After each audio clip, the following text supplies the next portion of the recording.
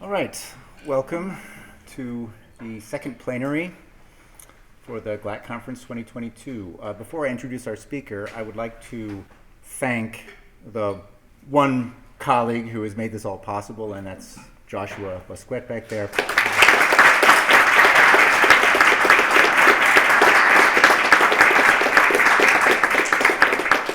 Joshua has worked 3.5 times as hard is really, he thought maybe he would at the beginning, once in 2020, once in 2021, and once in 22 for this conference. We've also undergone an administrative change here, meaning that he's had to work 1.5 times as hard this year at getting all the various logistical aspects of this conference organized. So there's an awful lot of effort, blood, sweat, and maybe some tears behind this organization. So Joshua, thank you very much. I'd also like to thank our two staff members who are not here, Leslie Geiser and Chris Petty, who have helped a lot as well.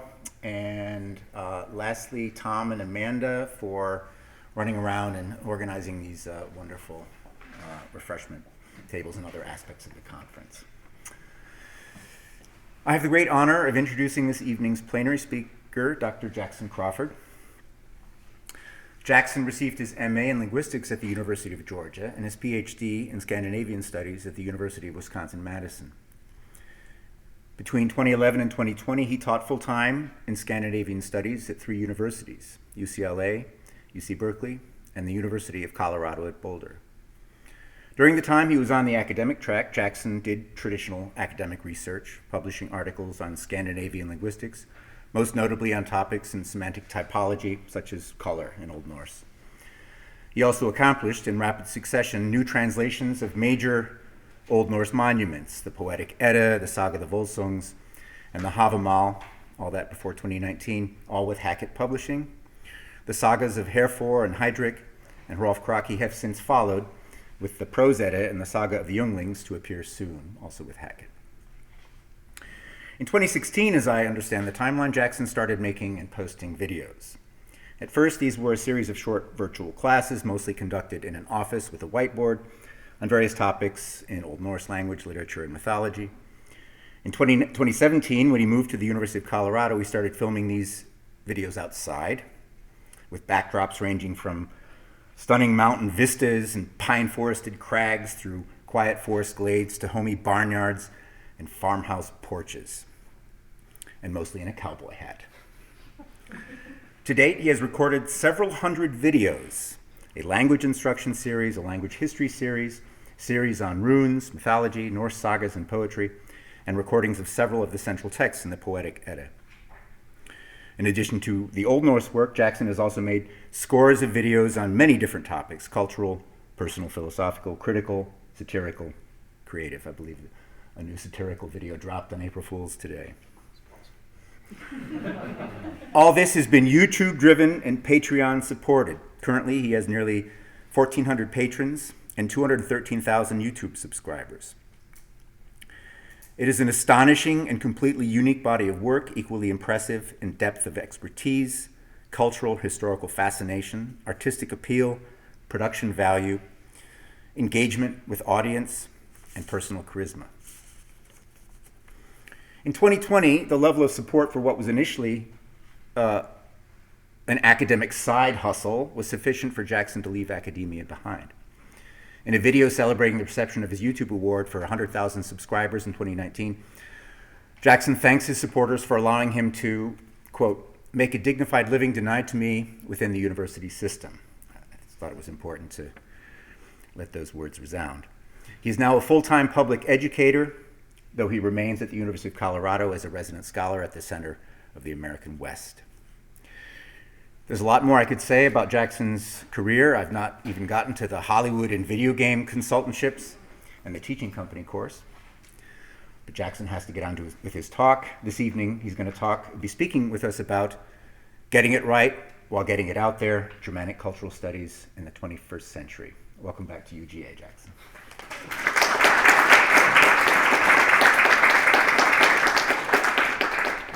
Thank you very much. That was a much kinder intro than I've ever merited. Am I all right without the mic, or do you want me to try turning the mic on? You're fine. I think you're fine here.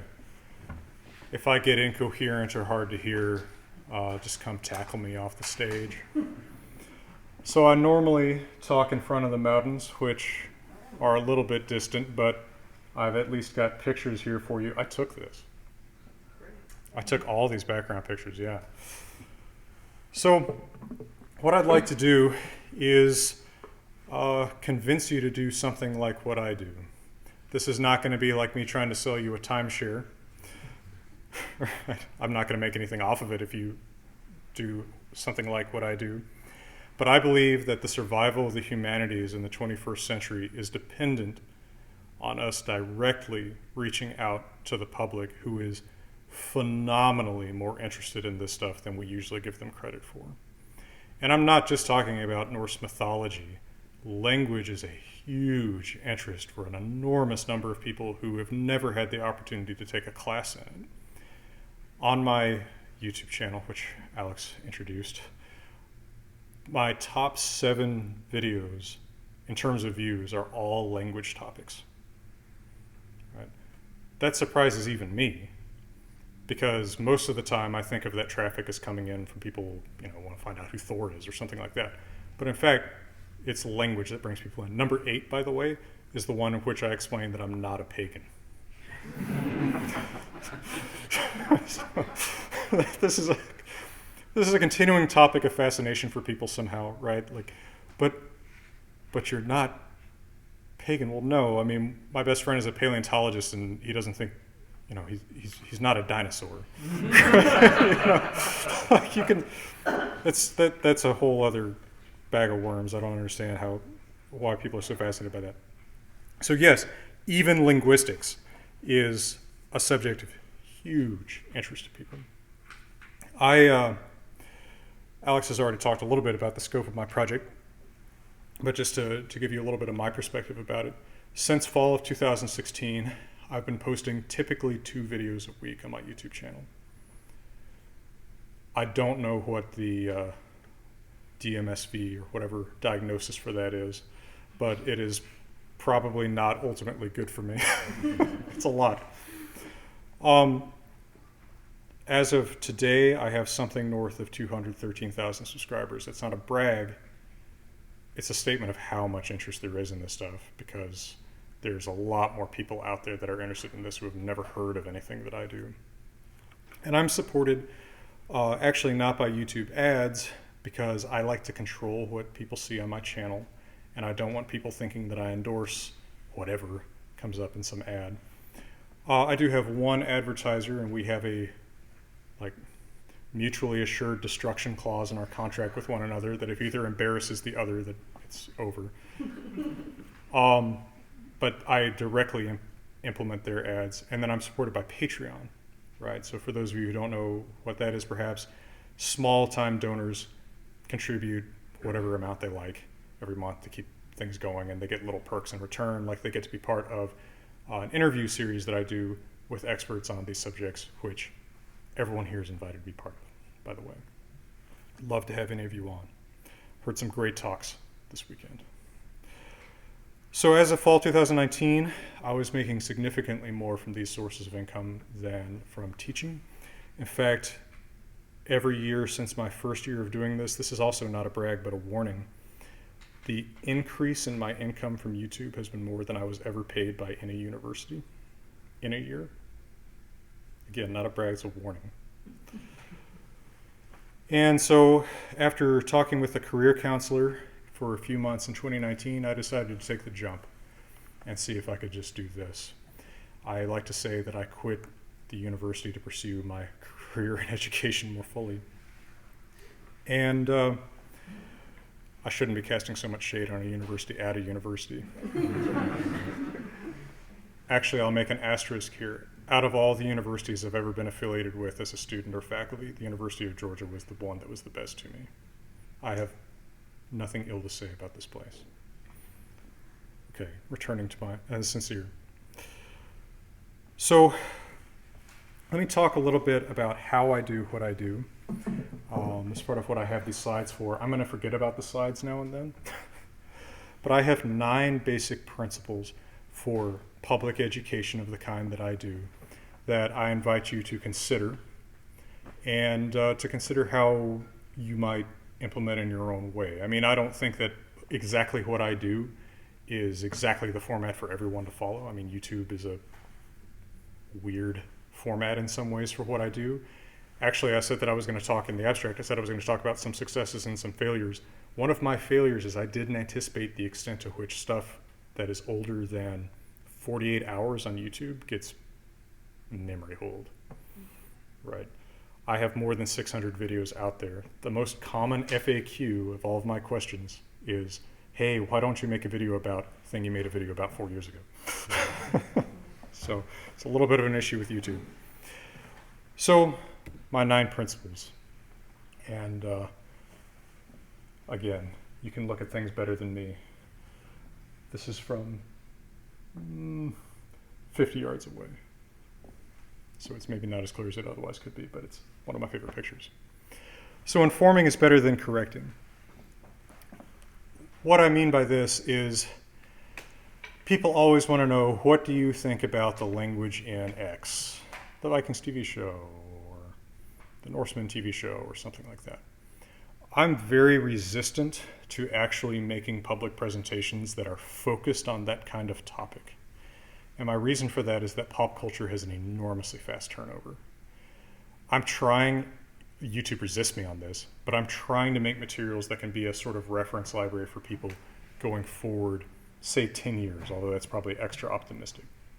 Because the library of 2022 is the Google search bar, right? I'm trying to be there where people are actually looking for this information, because they're not just going to the library, they're Googling it. And if they're not finding me, and if you don't like what I do, I promise you'll like what I do better than the people that are competing with me to do this. I promise. So I don't like to give misconceptions the initiative, if you see what I'm saying. I don't like to say, here's why you're wrong. I don't really get a whole lot of self-satisfaction out of that. And again, pop culture has a huge, huge rate of turnover. It's also a little bit kinder, I think. If people are misinformed, they're not misinformed by choice, right? And that's a really critical thing to remember.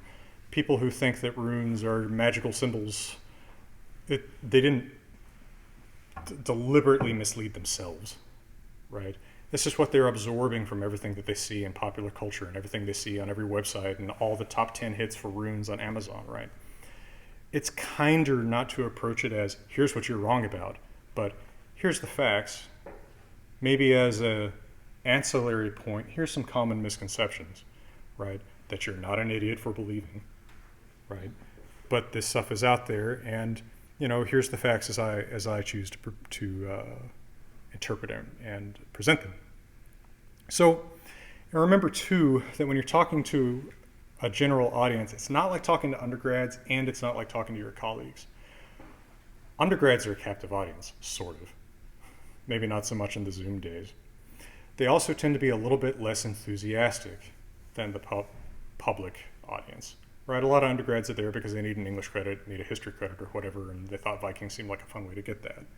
But if people are searching on YouTube for history of the Old Norse language, there's already a certain amount of enthusiasm there, so you can count on that, but not necessarily a whole lot of background knowledge.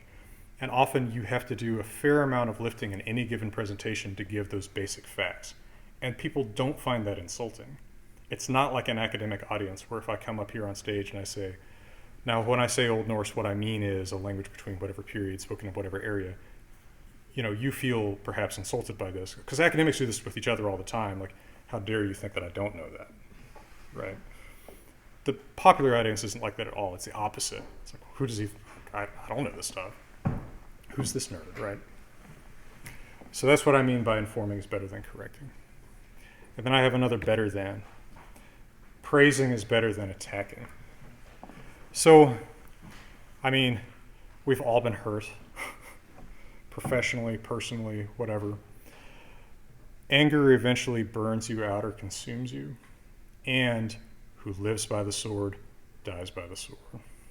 I have no interest in getting into these stupid feuds that consume so many people on the internet, right?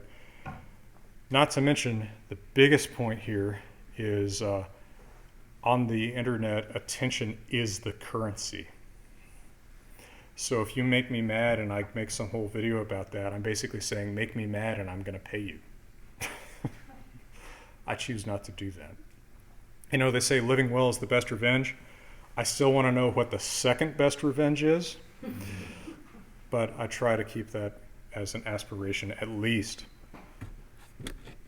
All right. And then also, your stage is bigger than your trolls. Start a YouTube channel, start a blog, start a podcast, whatever.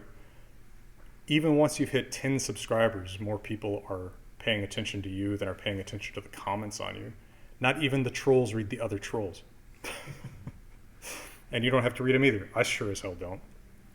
I actually, one aspect of my particular system is starting in fall 2018, I actually diverted a percentage of my Patreon earnings to an assistant who works part-time for me, who does mainly two things.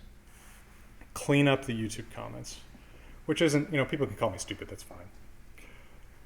But basically kind of going on like neo-Nazi patrol, right? Get the hateful comments out of there, so that people, because people do kind of feel like what they find on your platform sort of reflects you. I don't want people to even see that stuff, right? It doesn't contribute to the discussion. I want them to feel like, you know, they can make a comment, even again, if they're saying, Jackson, you're stupid, that they're not going to be attacked by someone for doing that kind of thing. And then my assistant also handles the public-facing email, which I'm a little bit thin-skinned. It's nice not to have to see all of the, you know, murder fantasies people want to email me. I'll get to that stuff later, maybe. Some of that stuff is possibly entertaining for you to hear about. But I guess the basic point here is the people that want to insult you are waiting around to insult someone. And you don't have to give them the time of day. And I can't remember the name of any of these people. That's a plus. Okay, here's the one picture on this that I didn't take. I did not take this picture of a fisher, but I wanted you to know what a fisher is. It is a kind of weasel-looking animal. A mustelid, I believe, is the scientific term. So what I mean by it's easier to track a fox than a fisher is if you walk through the woods and you find a fox's tracks, if you have patience, you can eventually figure out everywhere that fox went, because the fox stays on the ground. A fisher mostly stays in the trees, and if you see their tracks, it's a really, really rare track to see. It's between two trees. I find that academics reaching out to talk to the public often want to be like fishers. They want to come down to the ground for a minute and then run back to the trees. See what I'm saying? Even if they realize that they shouldn't stay in the trees, they want to come down just for a bit and then kind of run back up. And I think a lot of that is that we want to say, but look how much I know about this. Well, the public doesn't really care exactly how much you know about this. They want to know the basics. They don't want to see how high you can get in the ivory tower. They want to see where the staircase is to get to the first and the second and the third floors. So try to stay trackable without feeling that temptation to jump up into the trees and show how much you know. And remember that the people who are up in the trees, other than perhaps Professor Sager, don't watch your channel. You must have actually watched a bunch of videos. I'm very flattered. All right. Another one is your ideal target audience for doing these things is your younger self. This seems really simple, but it actually was a huge realization for me in trying to think, well, who am I talking to, right?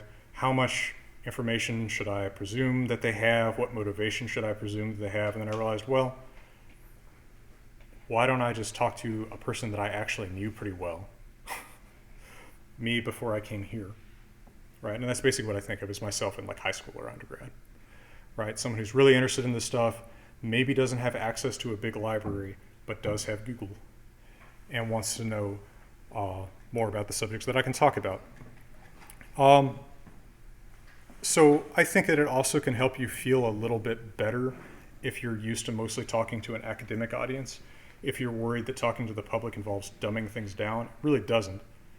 I think that it can help sort of allay those concerns, because I'm talking to my younger self. I don't think my younger self was stupid, at least not stupider than I am now, right? So I think it can kind of help soften up that feeling a little bit. You can't win, but you can endure. Sounds like I'm getting you ready for Ragnarok. What I mean is that if you set yourself some kind of a goal with these public presentations, you're not going to hit that goal, or you're going to hit that goal and realize that all is vanity. You know, you're not going to get rich doing this. You're not going to get famous. It's something that you have to do because you have some other internal desire to see this information get out there, right? If you make a living off of it, that's great. It's about as incidental to it as making a living off of academia. You can endure, you can persist, you can make good material. People will find it, right? Even if you think to yourself, perhaps this project sounds interesting to you, and you think maybe I'll start a podcast, start a blog, start a YouTube channel, and you know it's still a year later and you have 100 subscribers. I promise if you persist, people will find you. Tell me that you're doing it, and I will help them find you. Like, I really want to help more people do this. Don't be a holy warrior. Don't be a rock star. Be a hardware store owner. What do I mean by rock star? Well, most of us aren't in that much danger of being one. My band never got that big. But now and then it turns out that a subject that you know a lot about becomes of great interest to someone who has a much bigger audience than you. Say one of the most popular novelists in the English-speaking world. Say a very popular heavy metal singer. These are just hypotheticals. Decide that they know a whole lot about Norse mythology, and instantly they have 1,000,000 times more views than you, like maybe literally. That can be really, really discouraging. But you can't duplicate that platform, right? They got there because of the vicissitudes of the market and people's desires and pop culture. So trying to imitate the way they go about things is actually not that helpful, right? Thinking of yourself as a celebrity, trying to be, you know, big Hollywood is, it's really just a path to envy and another kind of burnout. And the same thing with what I call a holy warrior, right? We all have causes that we care about, but you can't just make it about a cause. A cause can be kind of ancillary to it, but if your cause is something more than education, I promise you you're going to get burned out a lot faster. Get good information out there. Be yourself. Don't try to get too preachy one way or another, because people really listen to preachy people that they already agree with. Maybe I sound preachy right now. I certainly hope not. So, you won't get a bigger audience by imitating the people who already have that bigger audience. They don't need more rock stars. They do need the information you have. And what you want to be is that hardware store owner. That's part of my stupid analogy here. You don't need a hammer every day, but when I need a hammer, I don't go to the concert hall, I guess. I go to the hardware store, right? I'm trying to be the hardware store owner of Germanic languages, mythology, culture, whatever, or at least be able to point people to the right store, right? All right. Paratos fortuna juvat. Fortune favors the prepared. Things are going to go wrong. Crazy, crazy, crazy people are going to literally come to your doorstep. Pretty fast, it turns out. Be ready for things that you do not. Be ready for what you can't be ready for. Terms of service on websites change. I have no clue what terms of service of YouTube that I'm violating every single damn day, but I'm sure there's like 5. Because it's impossible to keep track of this stuff. Just be ready for them to say, oh, you know, we canceled your channel or suspended this video or whatever because you violated this term of service, and you know, then you have to go figure it out, and you basically have to almost hire a lawyer to get it understood. Files are going to get lost, back everything up. It's there's a lot of challenges. Like I said, some of these stories might entertain you. while some of them are quite harrowing for me to recall. All right, and the last of my 9 principles with my pretty background slides is don't try to found Amazon in 1985 or 2022, right? There's a right moment for things. The world was ready to start buying apparently everything conceivable online in about 1999. It wasn't in 1985. And now in 2022, the cat's totally out of the bag, right? I feel like this is the 1999 of online education, if that makes sense. Going to school is really expensive. It's getting more expensive, and fewer people want to take humanities classes, let alone major in the humanities, let alone want to go to a graduate program in the humanities. They are still fascinated by these subjects, and they still, one way or another, support all of us in making our living, right? It's that public interest that we depend on. We need to reach out and show them that we can talk to them, that what we do, far from being like, often the way that we title papers is I sent the schedule for this program to my brother, and I said, I'm excited about a bunch of these. And he said, I don't understand a word of this. And I thought, well, the thing is, actually, he would sit here and understand and be interested in a lot of these topics. He doesn't understand the words in the titles. We can do a much better job of being clearer to the public, again, without dumbing down. Because ultimately, we depend on them. I am not God's gift to Old Norse, and I don't pretend to be. The reason that I have had whatever success that I've had is because I was the person who happened to be informed enough and desperate enough to be extremely persistent in putting this content out there and looking for the questions and taking any question someone asked me and thinking, how do I make a video about this that people will watch? How do I find a cool place to go to talk about it so that people have something to look at other than me? And I happen to do that at exactly the time that internet lessons are supplanting, in a lot of ways, the classroom. Now, I bemoan that a little bit. I prefer to talk to people in person. But I also see which way this is going. And again, I want to be there. I want to be what people are finding because I know what else they're finding, right? Après moi le déluge here. Right? You have no idea how crazy some of the stuff out there is. So I'm used to a certain dismissiveness about this project sometimes. I got a lot of dismissiveness about it at Berkeley when I was there. And of course, I was early on in this project. But kind of a sense that that this kind of work doesn't make any kind of original contribution to research. Sure. Neither does going to the grocery store when you have to do that. So maybe not, but I'm handing a ladder to our ivory tower to the people who pay for it.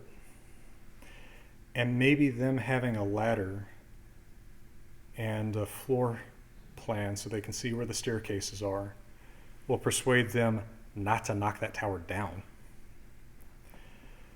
And a big part of what I try to do too is, I'm a weird guy. A lot of you know that. I have idiosyncrasies, believe that or not. I have flaws, some of them hugely glaring. And I try to be very plain and open about all of that, right? I told you that, so often I get this reaction that, well, I'm amazed that you're not a pagan, or why don't you dress like a Viking? Where is your 2-foot-long beard? So I'm trying to kind of make clear that you don't have to, you can be fascinated by something and not try to be it, right? That it's a perfectly legitimate thing to say, let me learn everything I can about a culture or a language and not have to say, this is my identity now. At the same time, I think that I don't have a particularly conventional image of what people think of as a professor. Maybe I have more of one than I realize. But I think that's also good too. I come also from a background of people that did not pursue graduate studies and this kind of thing, right? I want to make clear to people, you can be someone you would never picture as having a PhD in this stuff and be fascinated by it and learn about this stuff all on your own. And also, I think that presenting being sort of aggressively myself is a bonus in the sense that there's so many people with creepy agendas talking about, especially Norse mythology, that I want to kind of give a sense of, well, here's who I am. It's all out here. You're probably not going to like aspects of who I am, but here it is. It's an open book, right? I'm not disguising some agenda from you, right? I'm a weird guy, open and shut. So that's part of my agenda, if you will, too, is not having an agenda. But one of my favorite new developments recently is getting more other scholars to come on my channel and share their work there. I have really, really enjoyed just bringing people on for interviews, whether with me individually or for the braver. And actually, it doesn't take that much courage because my Patreon supporters ask really great questions. Bring them on for interviews in which my Patreon supporters can pose their questions. If any of you have seen any of these interviews, the questions are really good. They are sometimes better than what you hear at an academic conference. And the person I'm calling out there is me. Because my questions always kind of originate from my comfort zone, right? So I want to take your questions and be as much of a resource to you as I can be. Again, I'm not trying to make a timeshare pitch here. If you want to try something like this and you hate me personally, I still want to help you do it. Right? I'm serious. There's so much information in this room that people want. We can get it to them. We just have to kind of get out of our comfort zones in terms of how we present. One way or the other, they are the people who support us. And, I think sometimes of the desert phenomenon of virga, where you see rain clouds above you, but the rain isn't hitting you. I sometimes feel like that's sort of what we're doing, right? We generate so much interesting content. How many great papers have I heard today from, now I'm looking for faces, from pronouns in Pennsylvania Dutch. That was a great talk, right? I mean, that's interesting stuff. But the people who are fascinated by that know the keywords to search for. You kind of have to throw it at them where they're going to actually look for it, right? Or ga in Gothic, and ya in Old English, and ga in German. That's a fascinating story that tells about how those languages are related to one another, right? We can get that out there where people are looking for it and do a great service to them, right? Ask not what your public can do for you, ask what you can do for your public, maybe. That was a terrible, terrible line. I'm going to say one more thing before I open up and hopefully get some questions, criticisms, comments, manifestos, whatever. Little bit of a sappy note. I would like to single out my favorite professor, Professor Jared Klein, because anything that I have ever done, even partially well, I did well in proportion to the degree that I tried to do what I thought you would do. So, my idol is Dr. Jared Klein right here, my advisor for my master's. All right, that's my sappy note. Can I take any questions, comments, criticisms, complaints, manifestos? I've gotten manifestos. There's a weirdly ideological element of why some people get into this stuff. Part of what I want to do is be an alternative to ideological presentations about it. People tend to ask me, well, what do you do about the neo-Nazis? I say, well, when I started learning about Old Norse, I had no idea that it was a subject of interest to neo-Nazis. Right? This is kind of before the internet, but still, I didn't know about it. Most people I talk to today don't know about it. If I start all my videos by saying, by the way, totally not a neo-Nazi, this stuff doesn't belong to them, I'm associating the field with them, right? So I also actually typically don't talk about it unless it's particularly relevant to something, right? Now, of course, I've talked to people, primarily scholars of ethnic minorities or women, who get more concerned about this And I understand the security concern. At the same time, like I said, your stage is bigger than your trolls. But maybe that's a flippant thing for me to say. I'm a competitive pistol shooter.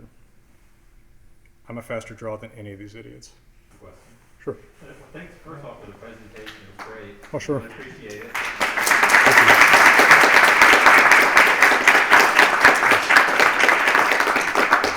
My question is about your first video. So when you made your first video, was this something you envisioned, or what was your first video? What motivated you to make that first video for YouTube? That's a great question. Yeah. So originally, I actually envisioned my YouTube channel as a way to promote my books.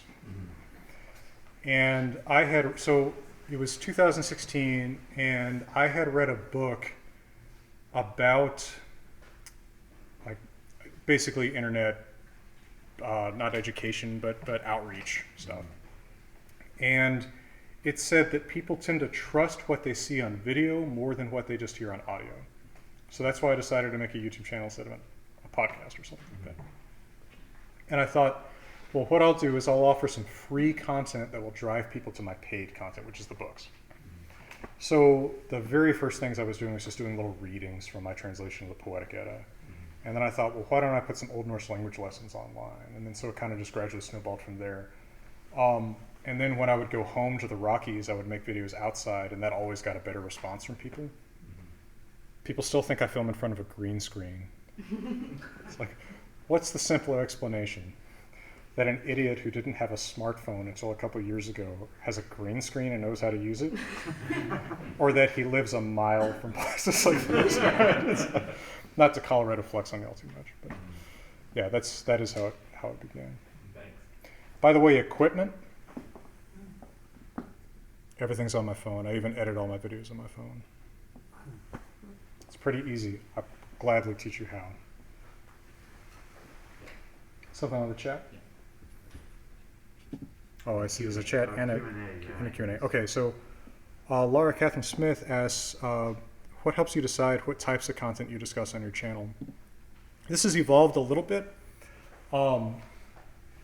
So my number one overriding goal is to answer questions that I get, or to answer questions that I see people posing elsewhere, or things that I just see people wondering about, or things that I see people making a mistake about. Say I'm listening to a podcast and someone says something about, I don't know, to give a simple example, Thor, the god of thunder, and I think, the god of thunder thing does not explain anything about Thor. It doesn't tell you anything about what you read about in the Eddas, so I make a video explaining, this god of thunder, or these god of labels are just not very useful, right? So it's often inspired by something that I hear about out in the public, or, someone I'm talking to on a bus says, what do you do? I say, I teach stuff like Norse mythology and Scandinavian languages, and someone says, well, my grandma spoke Finnish. I said, well, Finnish isn't actually related to the other Scandinavian languages, so I think I need to make a video about that. Right. So typically it's actually coming straight out of the public. Lately, like in the last 6 months, I've made a really concerted effort to balance, so I make 2 videos a week, to have one that's directed at the nerds, right? Which I say fully affectionately, being one, right? Your Old Norse lessons, stuff like that. And then one that's directed more at people who have a lot less exposure to it, right? Your who is Thor kind of things, right? So I'm trying to kind of have both right now. That's my current practice. There's also something in the Q&A online. John Scott says, great to see you again after a great summer in Iceland long ago. It was very, very long ago. What can you tell us about how to navigate the intellectual property aspect of a separate income derived from the same area of expertise the university hires us for? Can you give us any tips or cautionary tales about this? Cautionary tales? Yes. By the way, every year since 2018, I have made an April Fool's video. And today's includes a dramatic recreation of an actual email conversation that I recently had. Can I show it to you? Yeah, please. And it's like I always hated being the professor who would just show people videos in class. But I just posted this, so maybe it's sort of relevant. Can you see? Oh, hold on, I gotta share the right screen, right? Okay, hold on. New share, the screen, share, that working? This is fast. Hopefully the audio works. So, Dr. Academic, thank you so much for taking this meeting with me. Of course. As the representative of Albatross Publishing, I think your next book on Norse mythology would be perfect for as part of our Albatross Essentials line. Wow. I know. We anticipate it's going to sell at least 1 million copies. That'll make you folks $15 or $20 million. Oh, it'll make us far more than that. But I haven't even told you the best part yet. This is what you'll be making. $300? It's unprecedented. I'm just a poor, simple academic boy. I've never seen this kind of money, mister. Well, just wait till you see your advance. Gee whiz. We have a deal? Of course. Where do I sign? No signature necessary. Actual conversation with the names changed and the outcome changed. I didn't actually agree to that. But this is a big deal. Media companies, and I'm including publishers, tend to think of academics as idiots, right? Or people who can just be led around by a dollar on a hook and, some fishing line. I have been pretty astonished by that. Should have clicked that, okay. If you were to ever leave YouTube for another service, where would you go? I would be a hermit in the mountains. And you understand this is the ultimate goal. It's like, that's absolutely, if $1 million fell on my lap, you'd never hear from me again. It's like, I would tell a lot of birds about Norse language. No, I mean, YouTube, the thing is actually YouTube could disappear tomorrow, right? This sort of thing does happen. I have a backup channel on Vimeo, which I have to pay for, but if YouTube does ever disappear, I'll be glad to be able to say, it's over here. Actually, YouTube as a service I don't like very much. The problem is it's where everyone looks, right? If you're not on YouTube, if you just say, yeah, I have a Vimeo channel, no one sees it. I'm not really interested in the idea of starting. Sometimes people say, well, why don't you do a podcast too? It's like, well, how many hours do I have? Partially because I feel like part of what I do is so text dependent that I want to show people what I'm reading to them, right? I kind of want that extra veracity of saying, like, this is the text I'm reading from, right? Go find it yourself if you don't believe me. If I'm just reading it to them, it's a little bit harder. And then also people will bother me about my pronunciation a lot. Of Old Norse and of English. Some people hate my voice. I hope that sort of answers. Sorry, I was wondering, how were your experience working for consulting in terms of like movies and video games? Pretty good, mostly. So the main thing that I would say to keep in mind if you're ever doing any kind of consulting on movies, TV shows, video games, etc., is that there's so many people involved that you're never actually going to see everything that you really should have seen, right? My best experience with all this is with Ubisoft, right? The video game company. So I worked on Assassin's Creed Valhalla. There were thousands of people working on that game. So of course, some of like the runes or something in the game I never saw because it was some department in, across the ocean that did this part and they never ran it by me. But I still feel like even if you're only kind of partially able to review things, you're still making it more factual than it would be otherwise. And Ubisoft is a great example of a company where they're really aware that they don't know the subject. They're very explicit about it, like, please fix this if you can. Ubisoft was really, really good about that.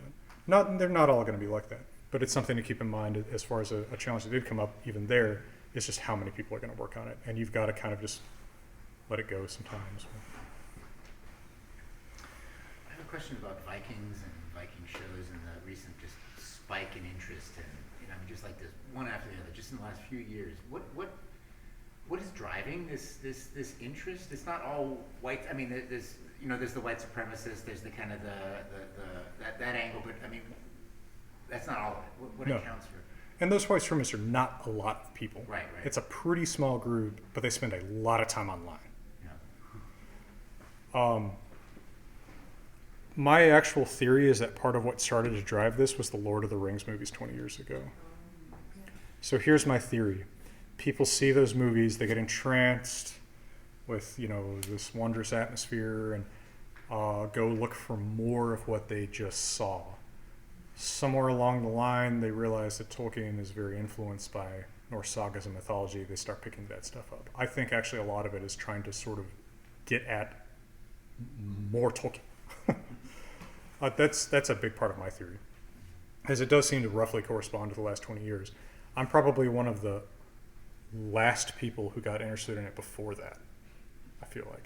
Right? I didn't read The Lord of the Rings till I was in grad school here. So many other people had. I'm like, well, I better look at this. I thought, well, this seems derivative. I'm joking. It was fun. Just trying to get some Tolkien stand to tackle me off the stage.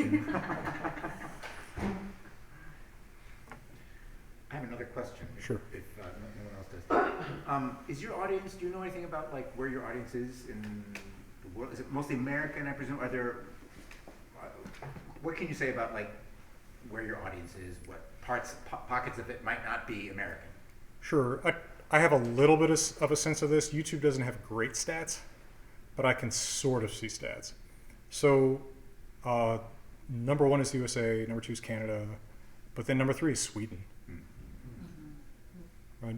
Actually, a lot of my audience is in Scandinavia, which you would think there would be a lot of resources about this in the Scandinavian languages, but sometimes they have the same problem we do, and the translations are really archaic, or the stuff that's out there that's actually good is geared at such a high technical level that the interested public kind of resists accessing it. In fact, my translations sell fairly well in Scandinavian. Outside of that, when I do these live interviews on Patreon, I have to kind of rotate between convenient for me, convenient for Europe and the Near East, and convenient for Japan, Australia, because there's enough people in all of these zones to get pretty upset if they can't come to them. So it's fairly well spread out. But I would say largely the English-speaking world is number 1, and the Scandinavian-speaking world is number 2, and then kind of a grab bag elsewhere. But people all over. When Russia invaded Ukraine, I lost 20 Patreon supporters because all the Russians' credit cards didn't work anymore, right? And I was surprised, like, I didn't know there were 20 Russians supporting this. But that's data that I didn't have before. It's not the way I like to get data.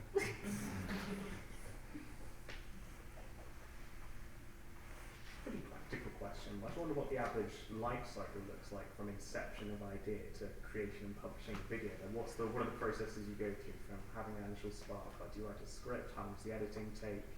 What is that, and how has that perhaps shifted over time as you've got more and more experience with this? I never read from a script, and I mean, you can tell I'm not reading from a script right now.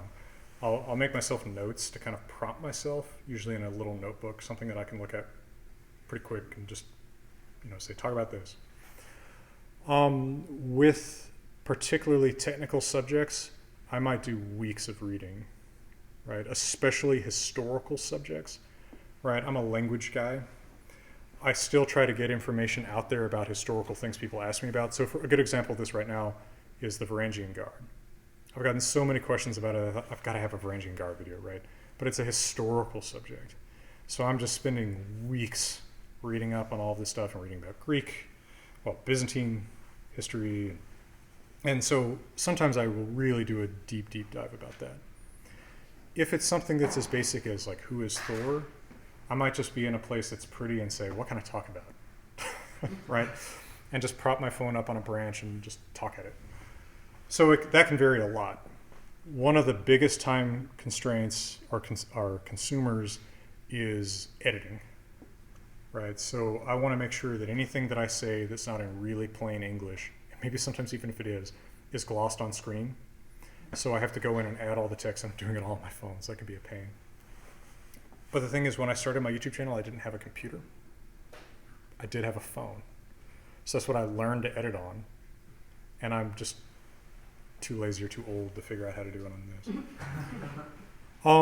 So sometimes execution to posted video can be months.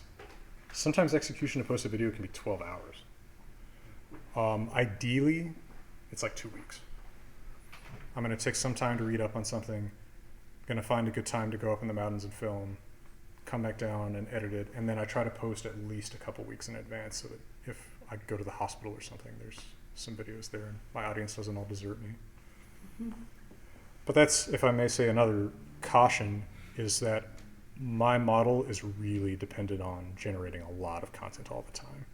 I've never experimented with just saying, I'm going to quit for a year. Y'all enjoy what I've already made. There's more than 600 of these, right? I don't know exactly how I'd support myself in that situation, which is a little bit of a flaw in my particular system.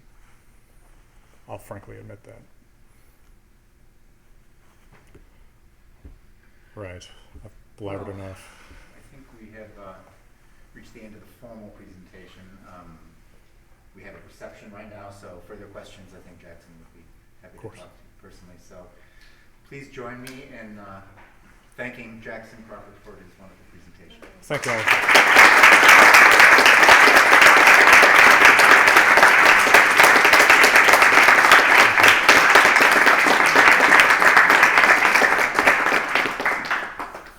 And thank you to the University of Georgia.